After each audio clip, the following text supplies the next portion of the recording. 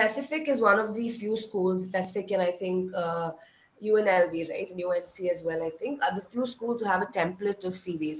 So these you can use because they are sort of tried and tested. They're on the website of schools. You can use it. The only thing that I would suggest is that if you're using a particular school template, make sure that you don't use it for those other schools that ask for a specific template. The UNLV also has a specific, PDF sample on their website. So make sure you check that. It's almost similar actually. It's pretty much very succinct and small, but make sure you check if there's something specific. Number two would be the thing about these CVs are that it's very minimal information. Like it's very, very small. So this should work, especially if you have an experience that, is spanned over so many years, right? You're so much right in your CV, then that will be all the more helpful for you because it'll help you cut short your information, put it in smaller pages. However, if you're a fairly fresh grad and you have not much to fill in your CV, it probably will make more sense for you to add on, some more learnings, bullet points here and there, rather than stick to a school template for the other schools, I mean. So you get what I'm saying, right? It's a good way to go. Just make sure that it fits your CV size and what you're writing, and make sure you follow every school's requirement. Got it. Thank you. No problem. Okay. Neha, right? Yeah, hi.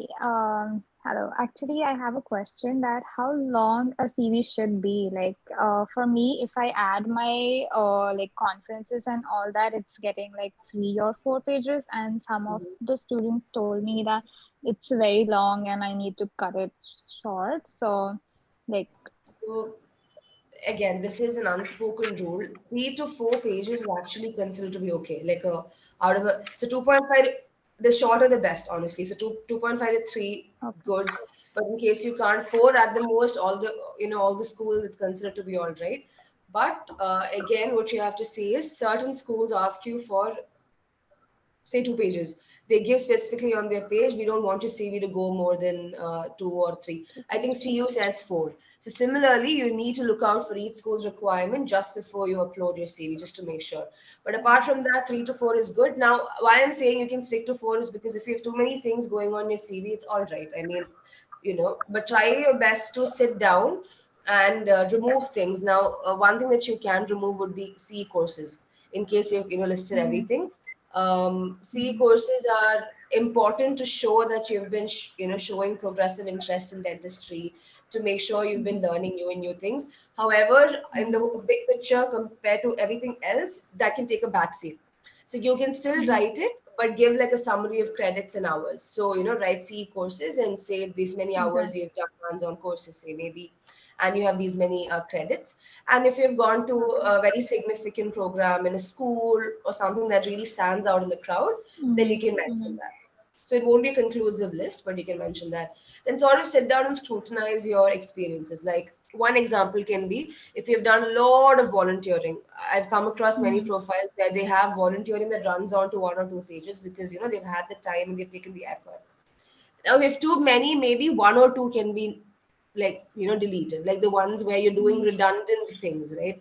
Food distribution in 3 places or something like that. You Mm-hmm. can either delete them or you can group them under the same, like write them one after the other, and the Mm-hmm. expansion of learnings and observations, you keep it common because you did the same thing everywhere. So that way you try to Uh-huh. save space as much as you can, and put in what's most important so that they don't really get lost in the mix of the whole thing, right? They see what's important and they see the whole thing. Okay, Yeah. okay. Thank you. I have But one more question. Can I ask? yeah, I think you can go ahead. Yeah. Yes. Yeah, so actually, for like every significant experience, like I did an internship and all that, you mentioned like what you did briefly, right? For 1 or 2 lines, or maybe like if it's a better, like 1 year, I did a 1 year mandatory rotation. So then I need to mention about it, like I did all of these duties and all that in the CV, right? Yeah. Yes. Okay. Correct. Again, how much you would write, I would say depends on the big picture. If you have a long CV, you can cut down on Mm-hmm. how much you write, but make sure you write something, like at least 1 or 2 points of learnings that, if you're trying to keep it short, you can Mm-hmm. avoid what is common, what you would write and everything, but just write Yeah. something that stands out for you and make sure you write that. Oh, okay. Thank you. No problem. I think I saw Garima his hand up a while back. Do you still want to ask a question, Garima? I Yeah, sorry. I had the same question about the length. So it was already answered. So I lowered my hand. Thank No you. problem. Yeah, so again, 2.5 to 3 is good. 4 is also. See, again, the thing is, have I seen people get into school who have had like 5 to 6 pages of CV? Yes, that's happened. But then again, since there's no blueprint as to how we can, get in, it's the best to, do the best practice, right? And to go as short as you can. But yeah, just try to analyze what you can cut and how much you can go and do it. So I have another question was about the CE courses. How are they weighed? If I don't have the hands-on or paid courses, is it okay to put like the ones that I did online? Some of them I have done through Yes, a yes. university, and some of them are like online courses through Colgate and all that other Yeah, and websites. online, virtual, on-site, all of that doesn't matter. Whatever you did is important, especially in now, right? Because of COVID. Pandemic time, so many people have been like unable to move out and move away and do online courses. I mean, on-site courses. So online, virtual definitely counts. You just have to mention online beside, or again, group it together and write these are online credits, these are on-site credits. That's all, just to give them an outlook as to how much, but you can definitely add those. That adds value for sure. Yeah.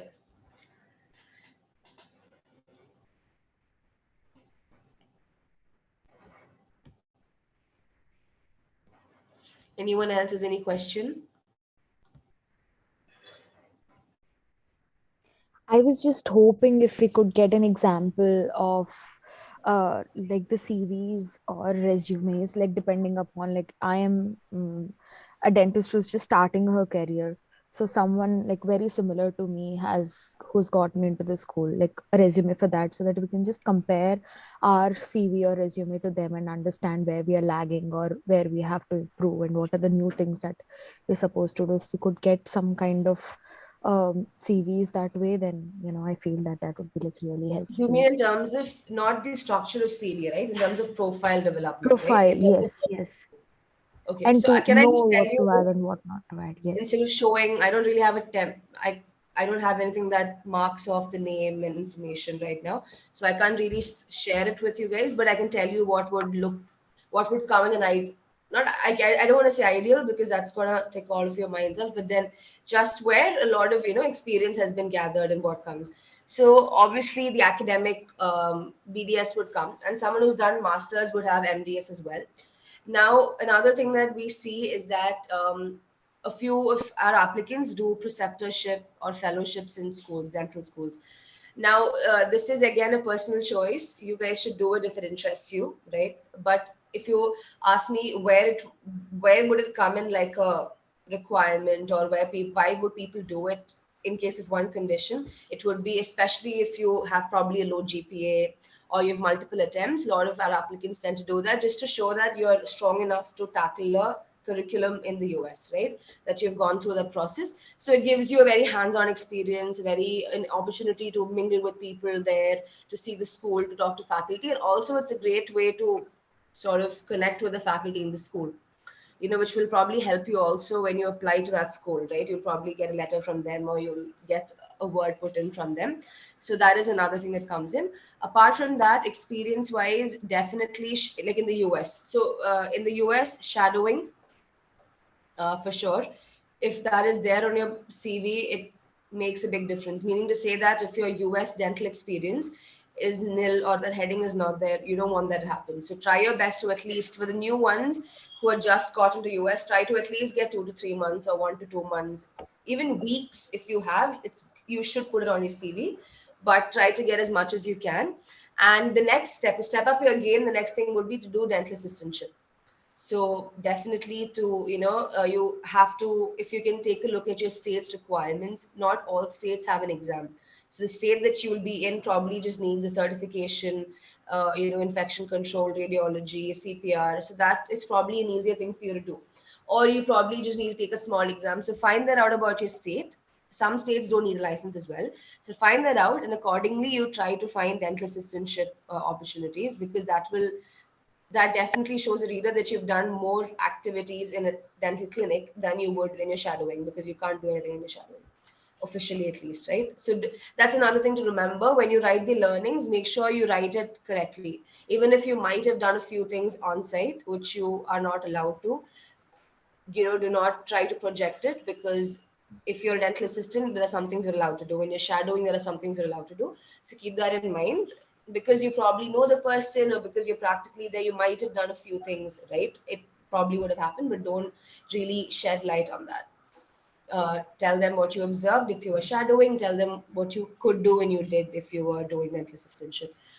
Apart from that, back in your home country, what sort of experience you had is something that also counts, because it shows your wholesome clinical experience, right? So especially the ones who have a few years in between their graduation and now, show them that, and try to focus what has been different in the US and back in your hometown, what you've learned. Being a dentist in your hometown, what did you learn? And while shadowing or while being a dental assistant in the US, what have you learned differently? If you can sort of, project that in your bullet points or in your points, it would be nice. So apart from that, what comes in your CV are definitely volunteering. This I think I mentioned last time as well. Volunteering is something you definitely have to do. All schools, even if they're not, say LLU, Loma Linda has community service importance, meaning because their whole ideology relates to that.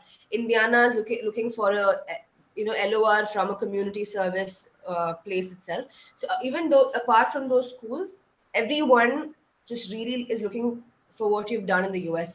Even if it's not dental, just a chance for you to mingle with the local community, for you to engage with the people, help them out, sort of strike diversity and get to meet everyone is something that all the admission, when I say all, I mean most of the admission reps talk about.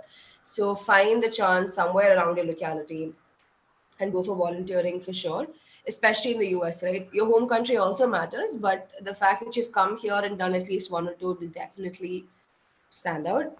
Apart from that, conferences in the US is another thing that people find difficult now, especially because of COVID. But that is also something that really adds. If you can have a paper presentation there, if you can, do a poster presentation there, all of this really adds value. Again, this is, you have to analyze your own situation and, see what you can do. But if you have the time and if you can manage all of this, conference is definitely is something that you can try. And if you are into research / if you have done research, publication, mention that as well. Now, if you're wondering, will this increase my chances to school? There's no blueprint like that, but it is an intensive study, mechanism, right? So obviously, if you have that, mention that. And it doesn't have to be published. That's a doubt that a lot of people ask me. If it's not published, just don't write that it's published. But if it's a publication, then you can write in the bracket the journal name. It was published in this year and all of that. So that's that. And you can also mention your extracurriculars, a very, if you have the space, right, as a very small, because that's always good to portray. And also try to bring that in the rest of your application as well. Whenever SOP, supplementals, wherever you get a chance, talk about your extracurriculars for sure. Don't think that anything out of dentistry is not welcome. It's definitely welcome. They ask for it. They want to see it. They want to see what you guys are outside dentistry. So make sure you give that a chance as well. So Yashaswini, this is the usual, things that would make an appearance. And like, so preceptorship, masters or MPH, all of that, those are extras, right? If you have the time / if you've decided that you need to do this in the US, or if it interests you. Some of them go to MPH just because they're interested in policy, public policy, and stats and all that. So if you're interested, go ahead for that. Otherwise, volunteering experience, all of that is definitely a must, because just to make sure you have the basic things that profile is like admission is looking for in a profile. I feel like I've spoken too much, so I'm gonna.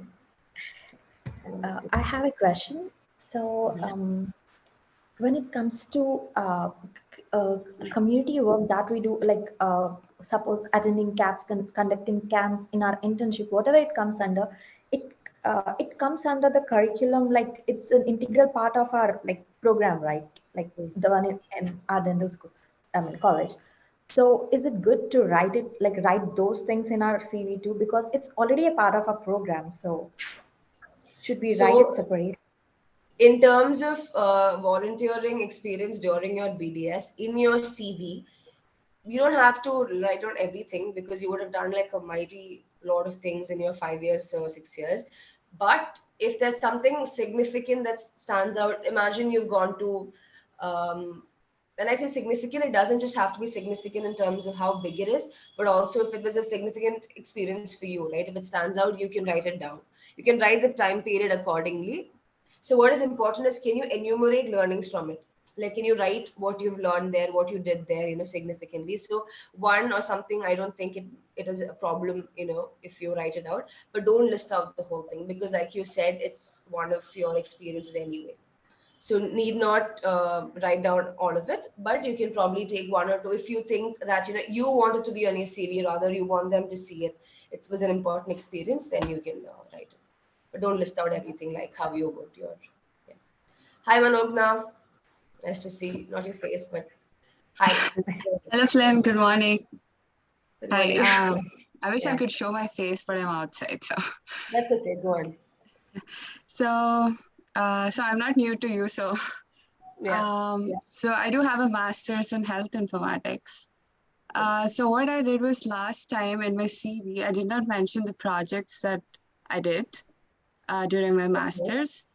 So I thought because that's not relevant, that's not related to dentistry, so I skipped that part. But so I spoke to a couple of people who got into UMN this cycle, and Okay. they told me that they did mention all their projects during their masters. So I So was what wondering what's kind your of project would these be like? Would this be your research thesis, something like that, or would it be like? no, like, so each course has a final project like thing. So and since my course is health informatics, it's mostly health That. related only, but not necessarily dentistry. So I'm not sure how that looks or where I should mention that and things like that. Your projects. Um, I don't. I think. I mean, we don't usually list out all the projects on CVs. Like for example, maybe right. that would be right. You would have it for your BDS, you would have it for your masters and all of that. But I think mainly when it comes in the CV is when you have imagine it was a presentation or something, right? So you've done a presentation, or you've done a poster presentation, or Right. you've Yeah. or it's an achievement rather. So that also comes in your CV in your Caapid portal as well. If Yeah. you've won a prize or So something for it. I'm sorry, can I interrupt you there?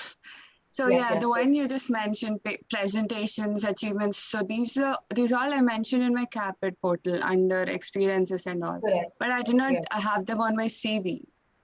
So should I mention that on my CV as well? I'm not sure. Can I check on the project and get back to you because I've never come across projects being mentioned on the CV. Right. But if you've heard that from applicants who've gotten to school, then Right. definitely we can So I'll just ask around on that and Yes, please. see That would be whether it great. will come and where it should come as well, right?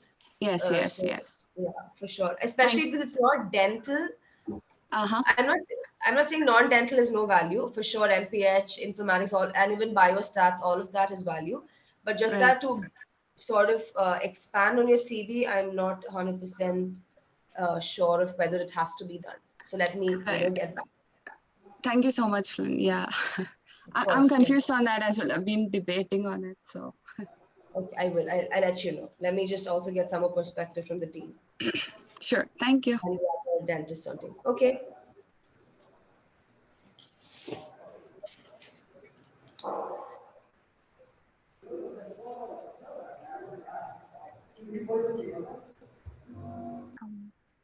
Yes, go on. I did not see who raised their hand first, so can we just That's okay. Okay, she can go ahead. I'll ask later. try it? Oh, all right. Thank you. Thank No, you. yeah. Hi. Good evening and good morning to everyone. Thank you. So I'm not home, so I can't switch my camera on. I'm sorry. That's okay. So yeah, I have a couple of questions. So you did mention that we can, while we are in the United States, we can go get a dental assistant license certificate courses done. So my question is, I'm here in the United States on an H-4 visa. I do not have my employment authorization yet. So is it possible for me to get those courses done? Yes, you can, because what you would still do is you would not be compensated in terms of money. Mhm. So you would not be employed there, but you would be a dental assistant volunteer, because for volunteering, you can do it on any visa.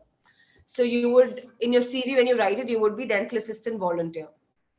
And Yeah. when you give, like in Caapid experience, when they'll ask you whether you've been compensated, whether you were, volunteering, etc., you take volunteering. Oh, all right. So that means I can get those oral radiology certificates and everything as well. Yes. Certifications you can get anyways. That you can anyhow get. Now, why I mentioned that earlier is because certain states like nothing comes to my mind, but I know Portland is one of them. So certain states like that, the only requirement you have is you need to get these certifications, CPR, BLS, infection control, and then get. So that would mean that you are eligible for a dental assistant license. So just check into your state's requirement and do it. But anyhow, even if you're not, even if you don't need it for your dental assistantship license, these certifications are always good to have, because they're basic license certifications, right? So get them anyhow, I would say, and put them on your CV. All right. So Thank definitely, you for the pointer. I have one more question. Should I mention that I did go through my NEET MDS exam back in India, and that I secured such and such a rank, but I did not go further with MDS because I moved to the United States? Yes, I'm so sorry. I couldn't hear your question. Can you come Oh, again? that's all right. I'll repeat it. So my question is that should I mention that I gave my NEET MDS exam back in India?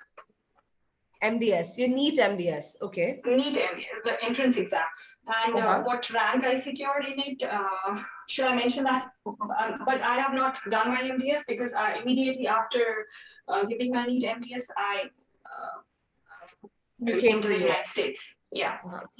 No, don't mention it. I would say Oh. don't. I mean, yeah, because it's an entrance exam and it doesn't really hold a place in your CV.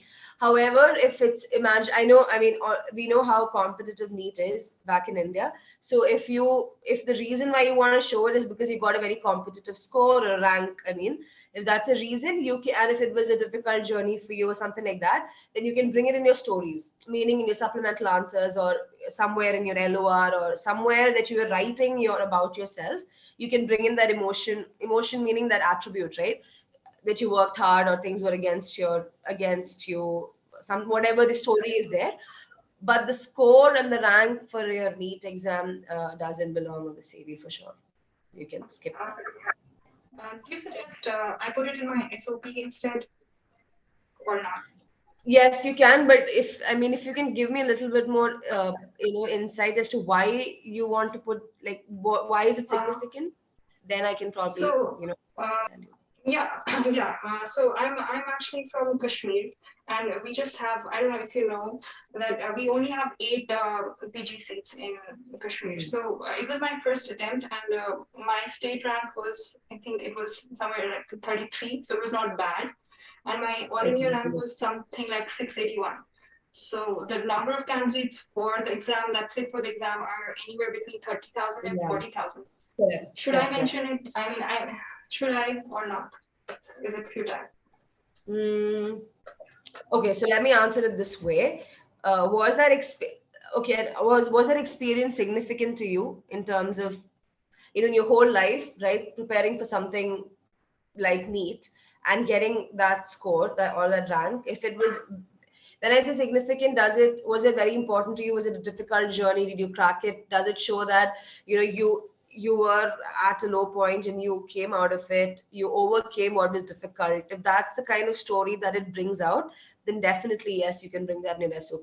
So what I'm trying to say is it's not a necessity that you should bring it just because you got a great rank. No. But where it would fit in is if it would fit in your story. Like I don't know if it was difficult.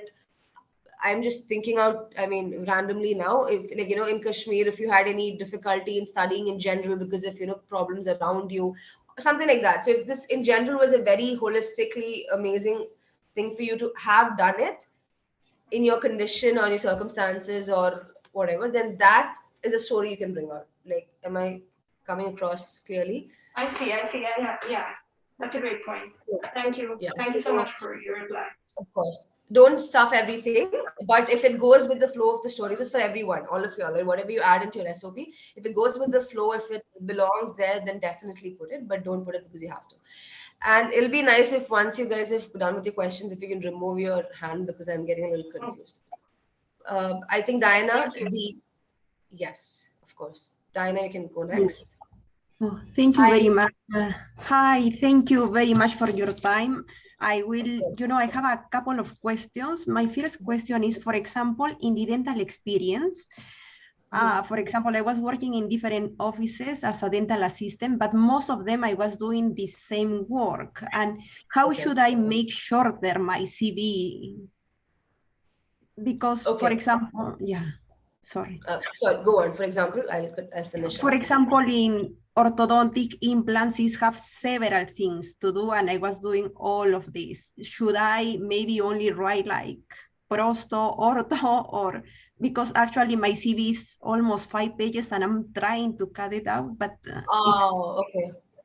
All right. In that case, what you can do is you write them all separately, right? Write them all as separate bullet points, and then limit the expansion. So you would have been writing your experience underneath each heading, right? 1 or 2 bullet points of whatever, of your experience there. So you write the name of the experience, meaning say ABC Dental Clinic, California, USA, then you write your role, which is dental assistant. And then under the expansion or learning, you write maybe just 1 point, which is significant to that place. So if one clinic that you went to is orthodontic specific and you've done some procedures there that you wouldn't have otherwise, mention it there and don't give any other points. Just be very specific as to what you learned there. That is one way you can do it. Now let's assume that you went to 5 different clinics, and out of those 3 clinics, you have the same learnings. You did the same procedures, you did the same things. You group them together, right? You put all the name and information and the place together, one after the other, and give them common bullet points of learnings. So don't repeat it again and again. You're putting them together for the 3 places. So you save space like that without repeating what you're doing. Okay, and what about the dates? Should I write beside the dates, like from this day to this day, like? So again, this depends on each format, but the kind of format that we follow, number 1, number 2, which makes a little bit more sense because it's always good if this information is moved aside from the name. If you put everything together, it can get confusing. So if you can push it to the right end, meaning align it to the right end, keep the name of the place towards the left end. So how we do it usually is we write the name of the organization, right? Underneath it, we write your role, what you do. And on the right end, we give the place, the country or the state, etc. And underneath that, the hours or time if it's required. So instead of writing, you can either give, say, June to March 2020, or if you would rather do it like hours, you can write 560 hours or 55 hours, like that. So whatever suits your, what you're trying to project, but try to be consistent. So if you're keeping, that's very important that we have heard time and again from everyone, even the smallest sense of alignment or smallest sense of consistency can be very important to an American admissions committee, right? So make sure that you keep, if you've written the dates in one format, continue that all throughout. So that is something you should keep in mind, but apart from that. Thank you. That means all of them, I should write in names, and the duties only because will be the same, yes? Correct. If it's same, couple them, group them together.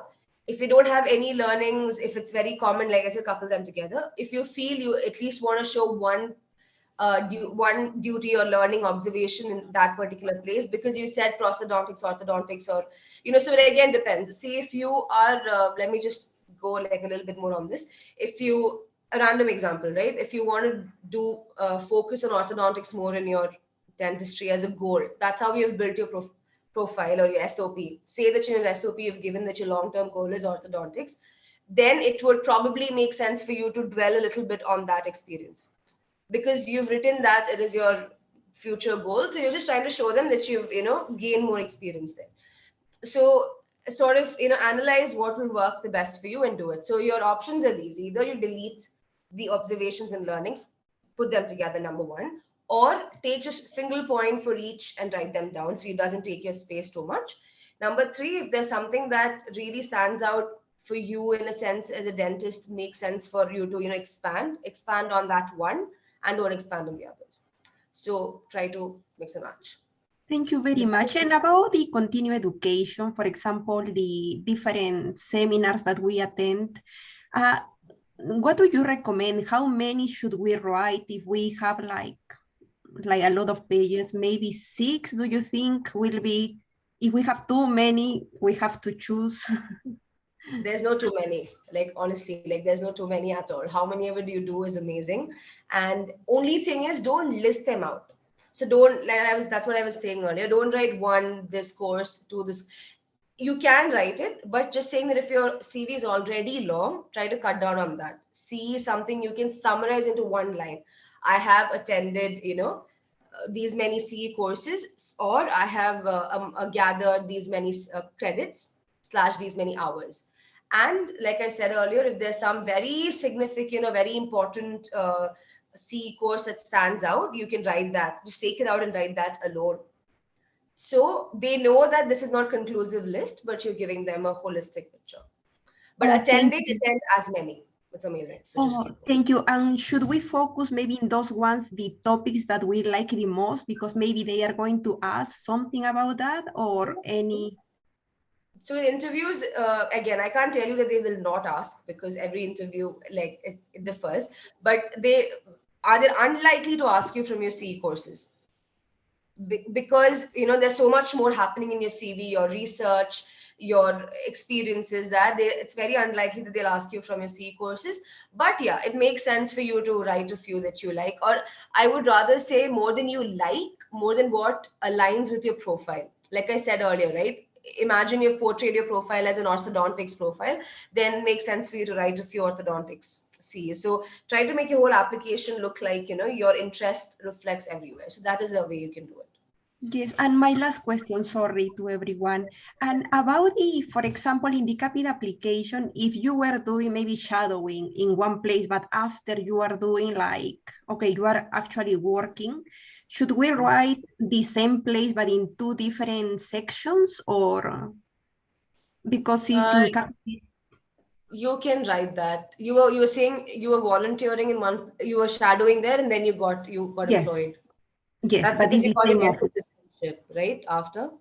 Yeah, because I saw in Caapid, I think so they have different sections. For example, one is shadowing, other one is actually working, So the thing is, in Caapid experience, anything that you do dental related comes in the same subheading.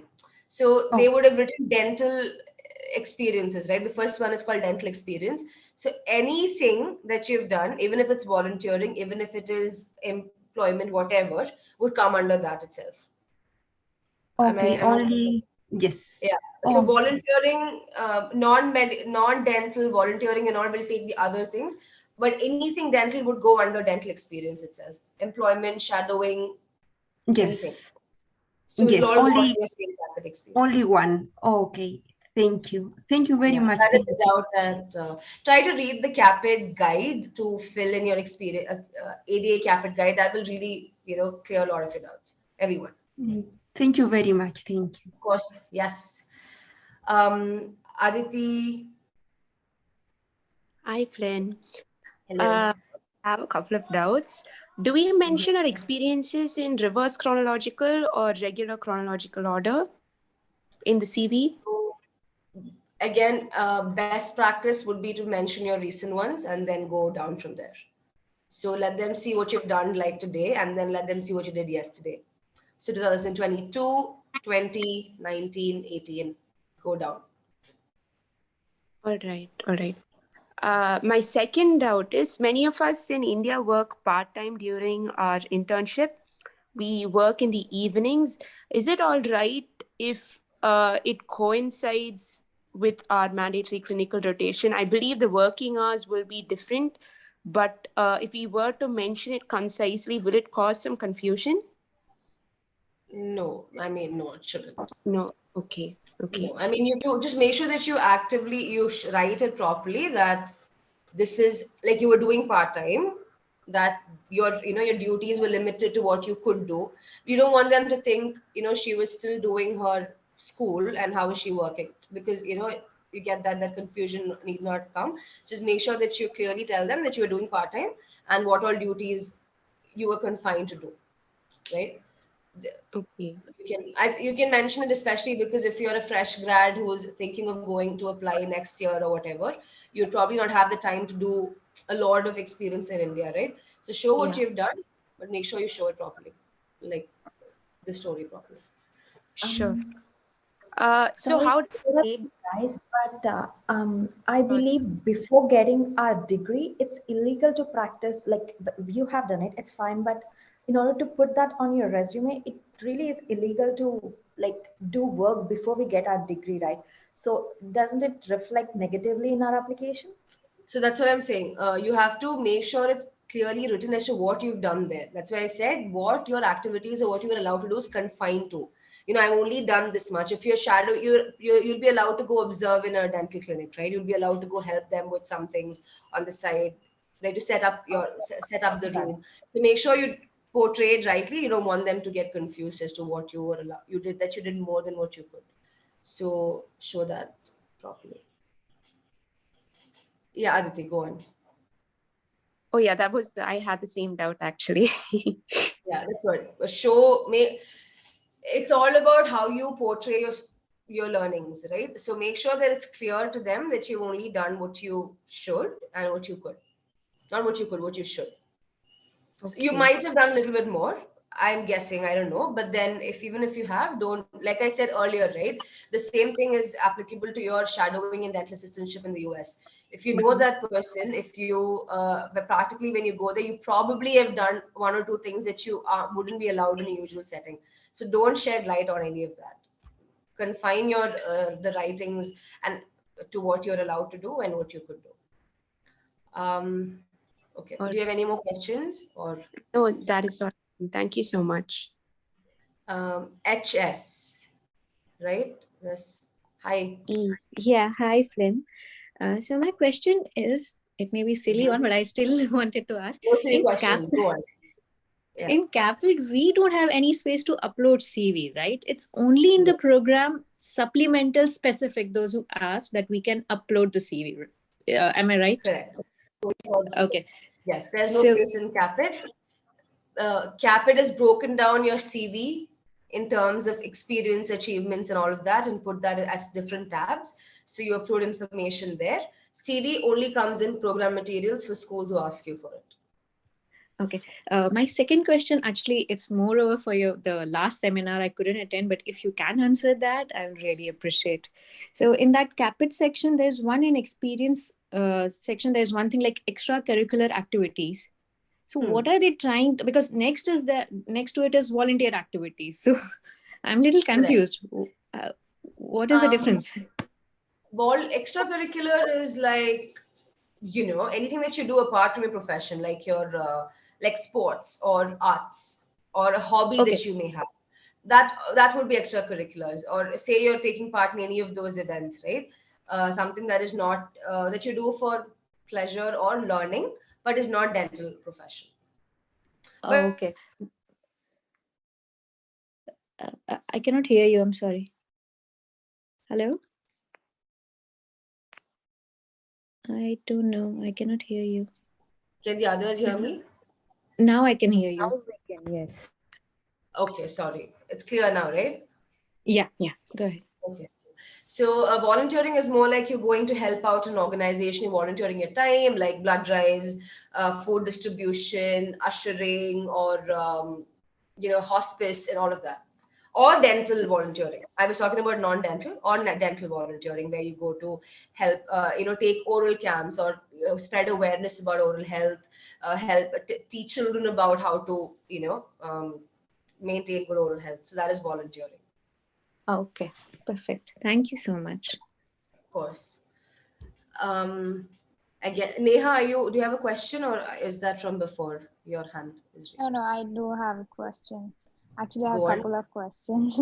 Okay, so first is my volunteering experience. Like it's along with it's old, like it's a 1 or 2 years old. So should I add that in the CV or should I just skip it? I'm sorry. Can you come again? What experience is it? The volunteering experience, like I'm a part of that road track club. So the activity which I did is from 2020, right? So then should I put it or like should I avoid it? You can put it for sure. But again, the question is, do you have a lot of volunteering activities that you have to cut down? Then maybe this can be one of them. But No, but if you ask me plainly, you don't have to cut it out. okay, because in that's 2021, I did not have any much of those opportunities to volunteer or like because I was working full time. So that's why is it okay to put those like Yeah, right now that in this then makes it application? more sense. For sure, yeah. Okay, and same goes with the CE courses. Like I have like attended few in 2021 and 2020. So should I put it or should I For avoid sure. it? The importance doesn't fade away as much, and especially that is like 2 years back, right? That is Mm-hmm. as good as new. It's not even like we have a few older applicants who have done things like 10 years back, 15 years back. So Yeah. that then it probably becomes more of a thinking point. If they have newer experiences, maybe they can replace Mm-hmm. it with newer, but in this case definitely you can put them. The only Okay, thing is if it's too long, decide what you have to cut. Go on. okay, so I have one more question. Like, whatever volunteering and shadowing I'm doing here in the US, it's like a month long. So probably if I get that LOR, so then like, is it like worth it to put in the CAPID or like, should I request universities to accept like other, should it be the fourth one or fifth one or like, because the person is not knowing me for long and whatever LORs I have, they are like people who know me for 3 or 4 years. So I would say you have gone there for a month, right? yeah, Did you it will be a month. have like a nice, I mean, was that a very engaging opportunity for you? Would that person be open to write it for you? Yeah, it is a shadowing I'm doing here in the like a dental private practice. So And you've been in the like US for how long? a month. Okay, then you know what? I think I would, again, there's no blueprint here, right? But my suggestion would be add it. The reason being that a lot of schools do ask. Number one is a lot of schools do specifically say have a US dentist letter. Number one. Mm-hmm. Number two, it just shows that you've just been in the US for this much. It's true that this person doesn't know you so much, but you've just been in the US for this long, right? And you have a Mm-hmm. letter from this person. So I think just try to make it personal, try to bring in whatever you could learn and observe there, add it in. There are two schools of Okay. thought. One school of thought is that this person doesn't know you for too long, so get Yeah. someone from your own country. But this is the second Yeah. school of thought, and I think this personally, I would say this would, and from what I've seen and heard from everyone, applicants and both admission reps speaking, that Mm-hmm.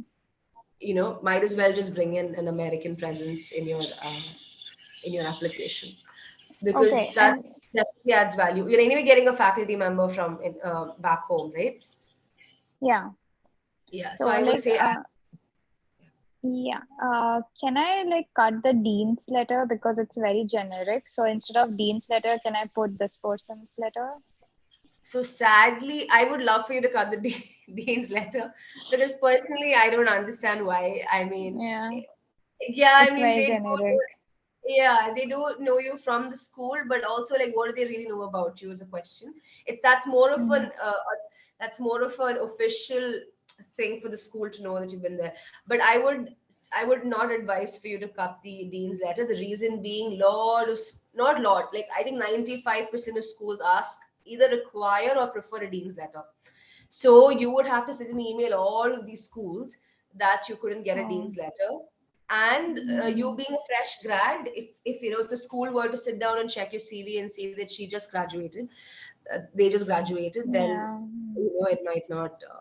So it's, yeah, I mean, I understand the where it comes from, but it would probably be advisable to just stick to the dean's letter. Keep it a little more generic, because if then again, some people are very close to their dean and they've mentored, the dean has mentored them through the process. Then it makes sense to have a more detailed one.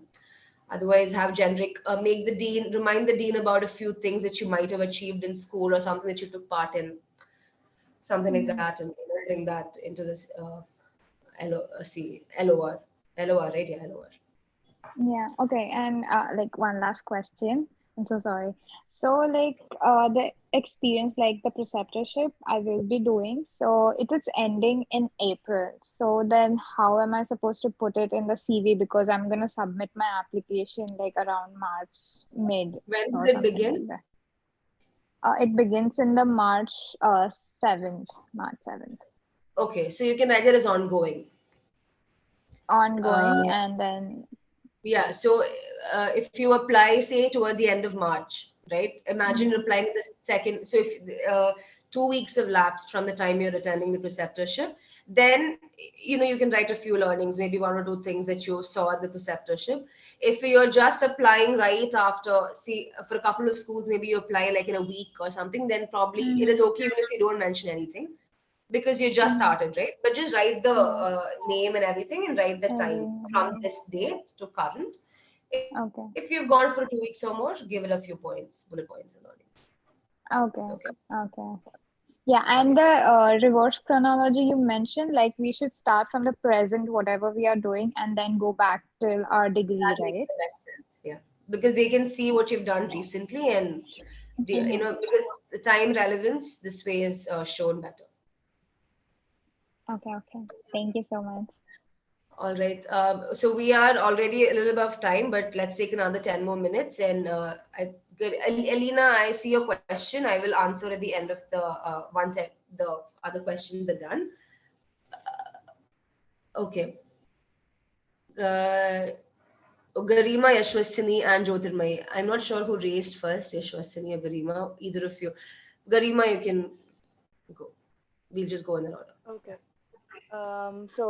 Thank you. I have questions about the LOR. So just two questions. Sorry, I will not take a lot of time.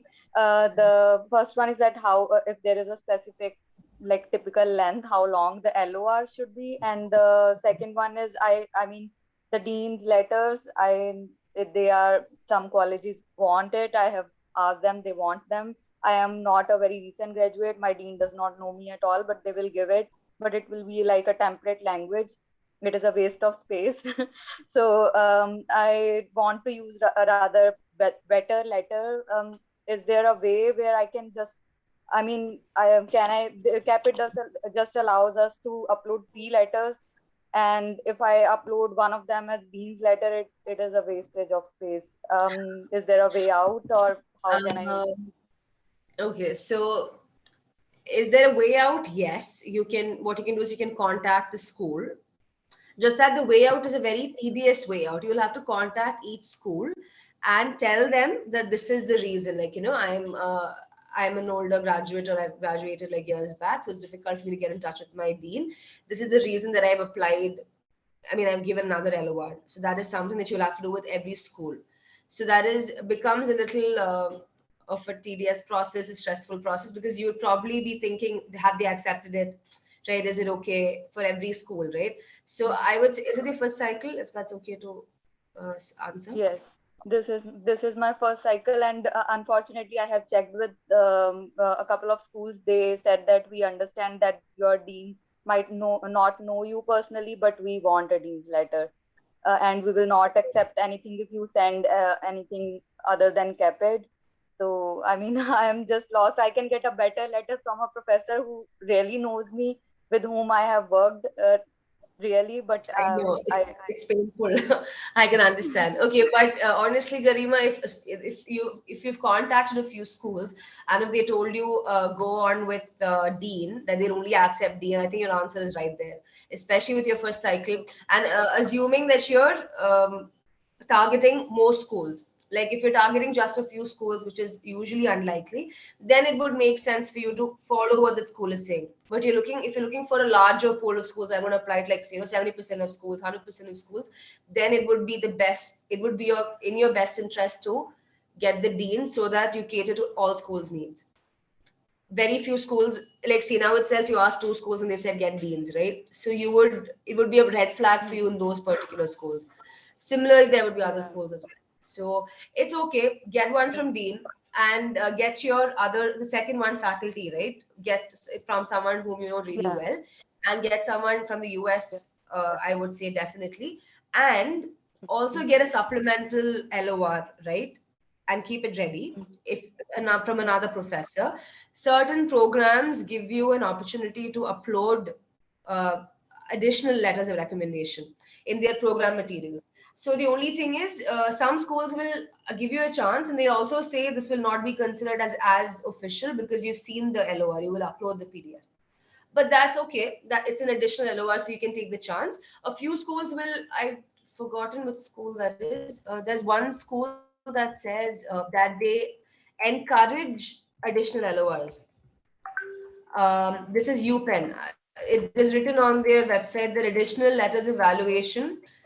Okay, I'm sorry. Wait, I'm sorry. UPenn says additional LOIs from US dentists are encouraged. So that is not about faculty, but you get my point. Certain schools will ask you to upload additional LOIs, so you can keep it there. Just keep it ready with you. If you see the opportunity, you can upload it. But otherwise, make the other two personal and do your best with the dean as much as you can. Okay. Okay. Thank All you. right. No problem. Yashwasini, go on. Yes. Hi again. So there are Hi. like three doubts that I have. The first one is once again, I'm repeating the question, but actually, I'm on F1 visa here. I'm doing my health informatics. So if I have to see what are the rules for Massachusetts, particularly if I go for dental assisting. But the only problem that I had is even if I get through it, so will I be eligible to work as a dental assistant even if I volunteer? Or will that be considered illegal?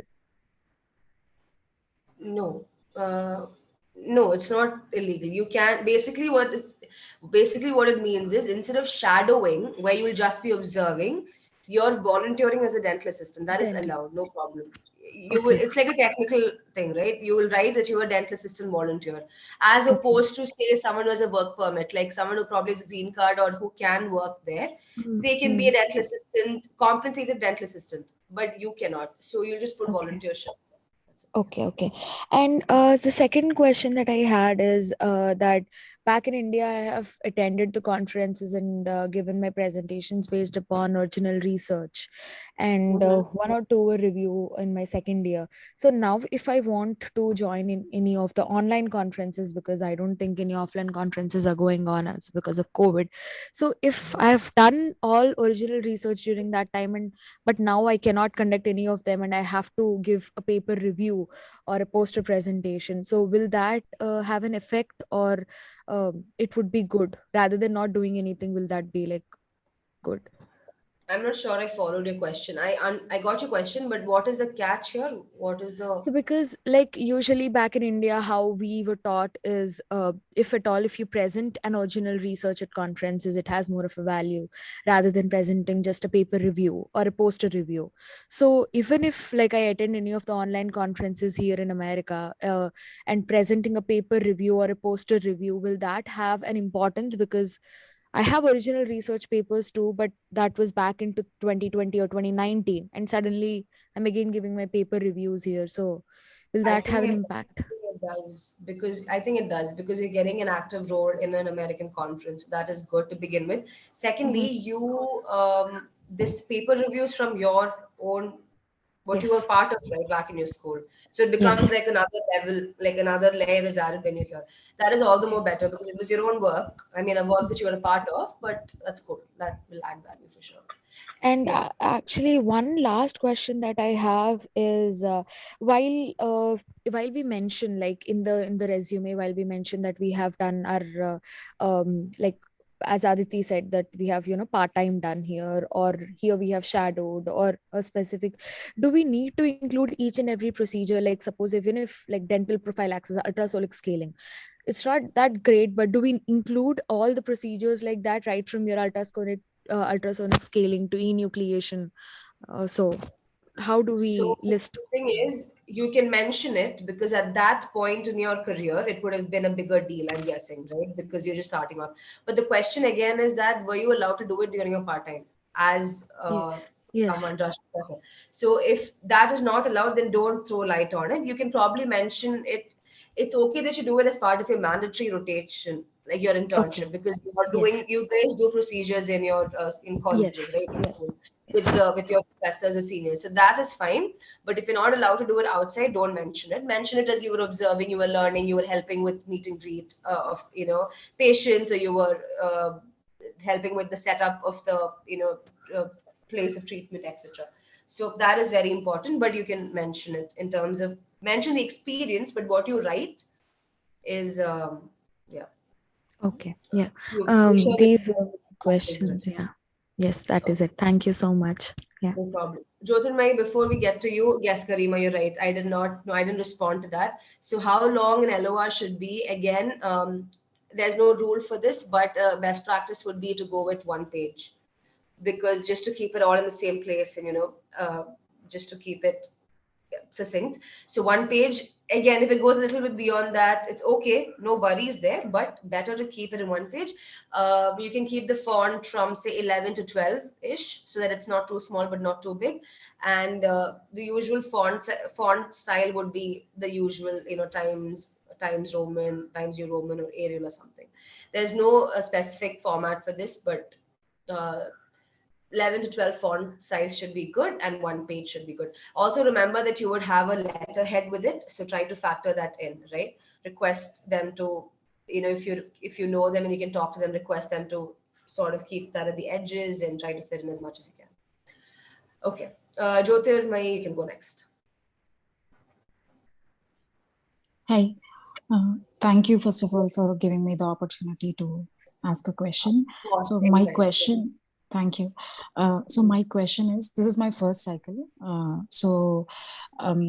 Different schools actually have different asks when it comes to the letters of evaluation. Like for instance, I was just going through a couple days back. NYU requires 3 letters of recommendation from all 3 should come from the dental school that we pursued dentistry from. UPenn says maybe 1 letter from dean and 1 letter from the faculty and 1 letter maybe from our experience, and things like that. So how am I supposed to actually consider this when I'm applying for the application? I mean, how do I meet individual schools' requirements when I'm uploading a letter? Correct.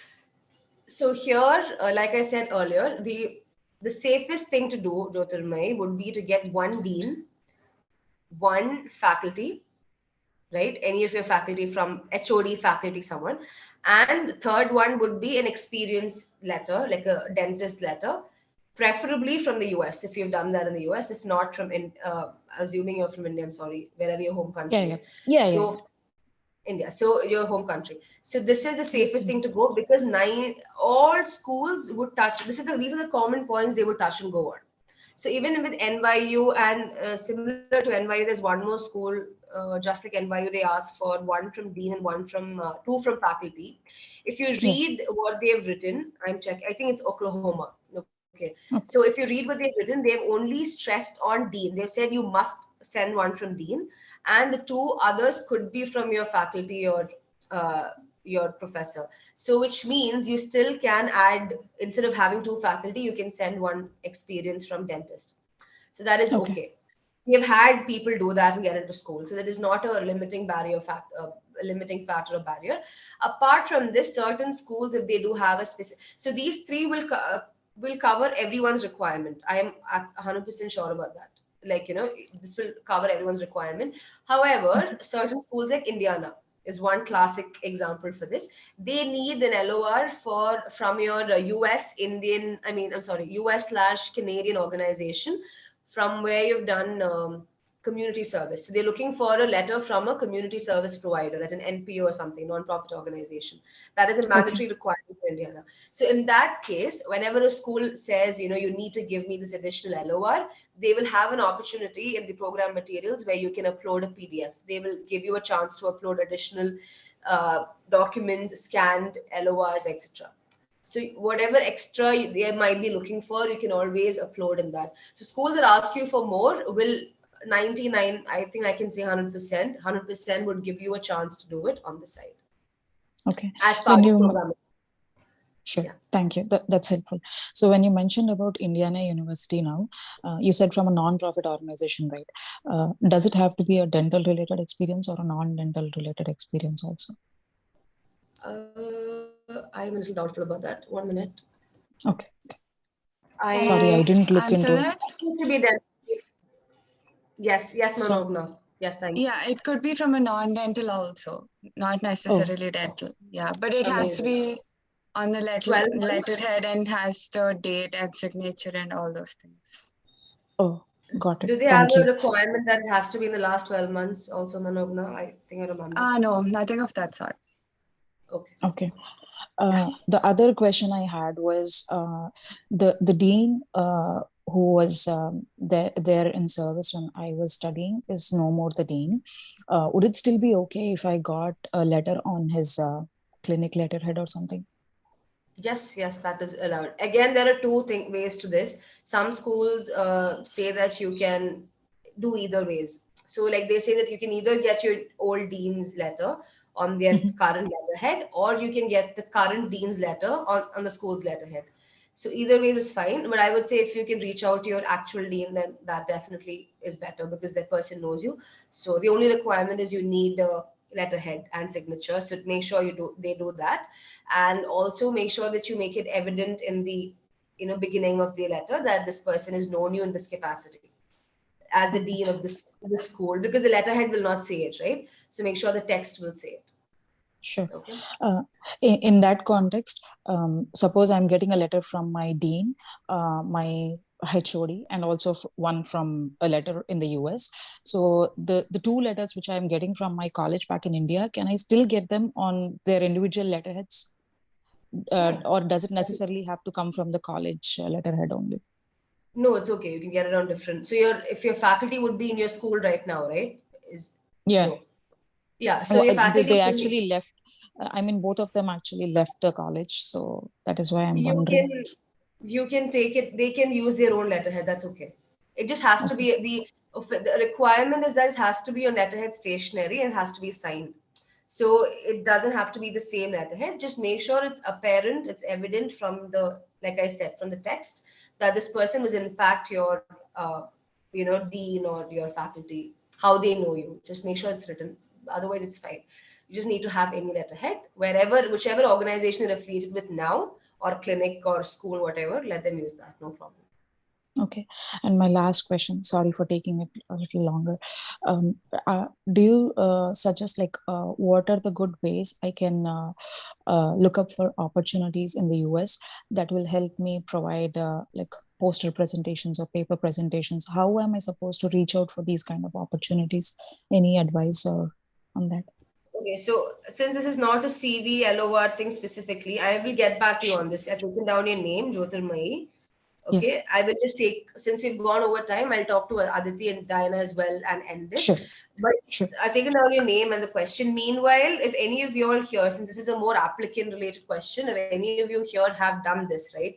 Reached out to organizations for a paper presentation, post presentation opportunity, and has any personal experience, you guys can drop it on chat so Jyotirmayi can read it as well. So that whatever, of course, collective experience that can be helpful. And apart from that, I will get back to you. I will email you. I would have your email. Okay. Yeah, that is all. Thank you so much. No problem. Aditi and Diana, we'll close with you guys. So go on. Anyone. Diana can. Okay, thank you. Thank you very much. Sorry. Only one question about the LOR. For example, right now I am living in Canada, but I am doing also some projects with dentists from the USA. Do you think it's better to have a letter of recommendation from a dentist who is living in Canada because they have, you know, more contact with me? I am working like, we know each other for a long time. But also I know other dentists that I am working, but other projects with them in the USA. Which one will be better? So when you say projects in the USA, is that also like dental work related or? Yeah, it's in research and also some volunteering about dental. Okay, I would suggest Canada. The reason being, one thing is Canada is considered to be equivalent to US. You know, in multiple places they would say US/Canada, so that is okay. Number two is that the person knows you better, right? Number three would be in a lot of these requirements on school LOR requirements, they would say a dental professional or a clinician who's been with you in a professional setting, who's been with you in a clinic setting. So this will tick off that requirement as well, rather than a research or academic setting. So everything put together, I think it's better you take it from your Canadian dentist, no problem. That should be fine. Thank you very much. Thank you. All right, Aditi. I have one doubt.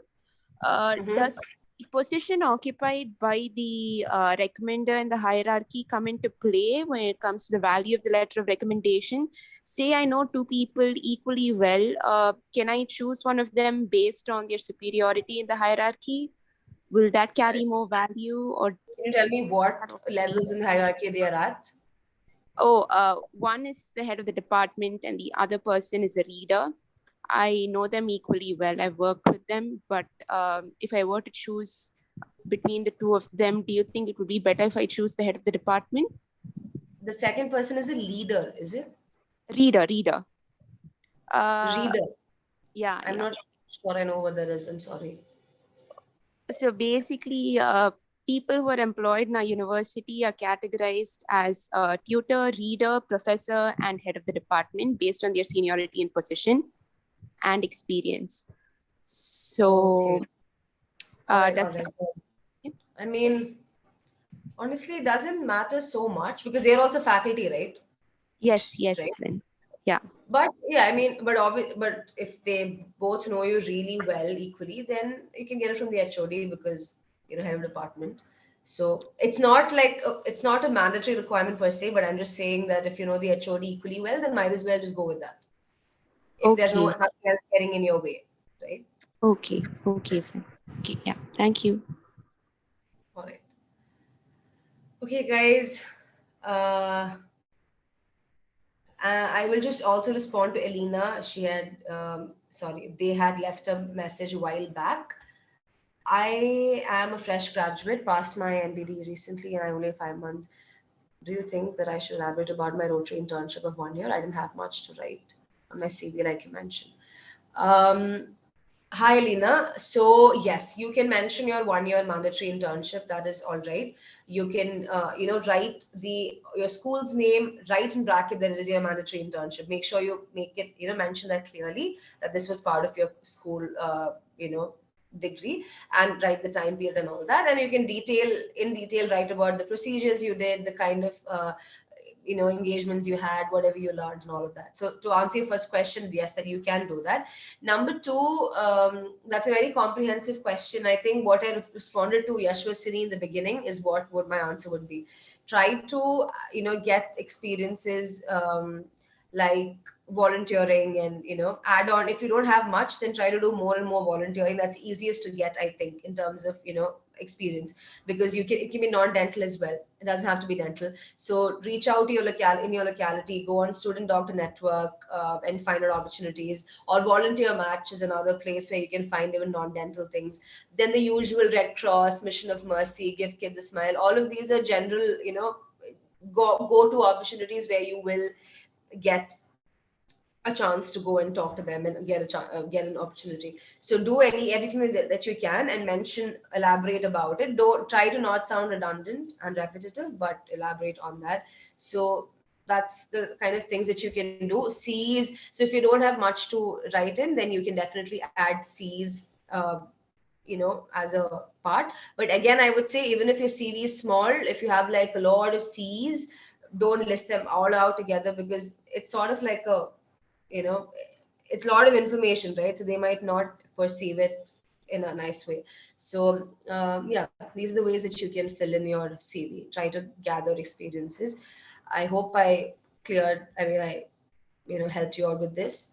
Basically, try to amass as much as experience you can in your in the US. Like I said, an academic setting, if you can find out 1 month preceptorship or something like that on site 1 month, that'd be great. Or if not, conferences and things like that. So depending on your profile, how you stand, find that out. Okay, no problem. Thanks guys for everyone who came back, and also for the others who joined us. Is someone trying to speak?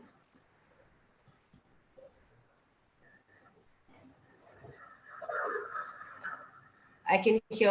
Okay. All right. So don't forget the next week we have another one coming up, and that is on SOP mainly, and then we have school specific as well in the end. So join for that as well. And apart from that, if you guys have any doubts, you can email us at coach@caapidsimplified.com. I'm just going to type that here as well. coach@caapidsimplified.com. And otherwise, you can check our posters on Instagram and give us a call. So just if you want to brainstorm or talk to us about something. Thank you so much for joining. I'm glad so many of y'all came and you also engaged a lot, and I'll see you next week. All right. Bye, guys. Bye, friends. See you. Bye.